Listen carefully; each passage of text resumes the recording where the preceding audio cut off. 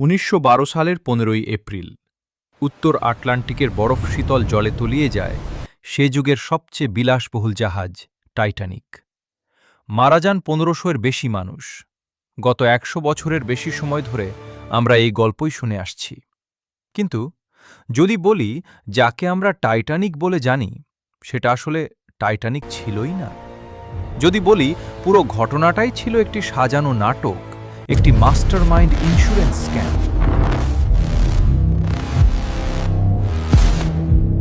এই রহস্য বুঝতে হলে আমাদের একটু পেছনে যেতে হবে। হোয়াইট স্টার লাইন কোম্পানির ৩টি বিশাল এবং প্রায় হুবহু দেখতে জাহাজ ছিল: অলিম্পিক, টাইটানিক এবং ব্রিটানিক। এই সিরিজের প্রথম জাহাজটি ছিল অলিম্পিক, যা টাইটানিকের প্রায় ১ বছর আগে সমুদ্রে ভাসানো হয়। এরা ছিল একে অপরের যমজ বোনের মতো। দূর থেকে দেখে বোঝার উপায় ছিল না কোনটা অলিম্পিক আর কোনটা টাইটানিক। সমস্যা শুরু হয় ১৯১১ সালের সেপ্টেম্বরে। টাইটানিকের যাত্রার ঠিক ৭ মাস আগে অলিম্পিক জাহাজটি HMS হক নামের একটি ব্রিটিশ যুদ্ধজাহাজের সাথে মারাত্মকভাবে ধাক্কা খায়। অলিম্পিকের বডি এমনভাবে ড্যামেজ হয় যে সেটা মেরামত করা ছিল প্রায় অসম্ভব এবং অত্যন্ত ব্যয়বহুল। সবচেয়ে বড় ধাক্কাটা আসে তখন যখন ইন্স্যুরেন্স কোম্পানি এই দুর্ঘটনার ক্ষতিপূরণ দিতে সোজা অস্বীকার করে। হোয়াইট স্টার লাইন কোম্পানি পড়ে যায় চরম আর্থিক সংকটে। গবেষক রবিন গার্ডিনারের কনস্পিরেসি থিওরি অনুযায়ী এই বিশাল লোকসান থেকে বাঁচতে কোম্পানি এক ভয়ঙ্কর সিদ্ধান্ত নেয়।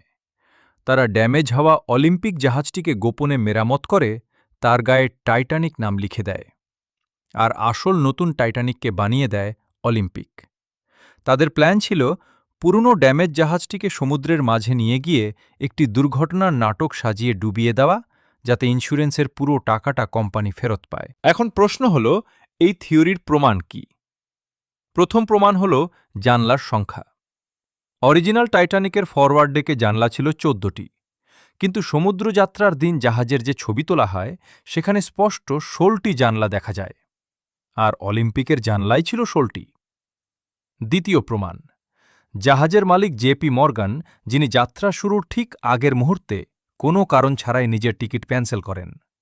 শুধু তিনি নন, আরও বহু ভিআইপি যাত্রী শেষ মুহূর্তে টাইটানিক থেকে নেমে যান।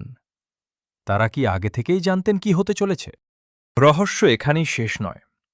টাইটানিক যখন ডুবছিল তখন খুব কাছেই ক্যালিফোর্নিয়ান নামের একটি জাহাজ দাঁড়িয়েছিল। আশ্চর্যের বিষয় হল, এই বিশাল জাহাজে কোনো সাধারণ যাত্রী ছিল না। ছিল শুধু ৩,০০০ পশমি কম্বল এবং গরম কাপড়। কনস্পিরেসি থিওরিস্টদের মতে এই জাহাজটিকে আগে থেকেই সেখানে রাখা হয়েছিল, যাতে টাইটানিক ডোবার সাথে সাথে তারা যাত্রীদের উদ্ধার করতে পারে।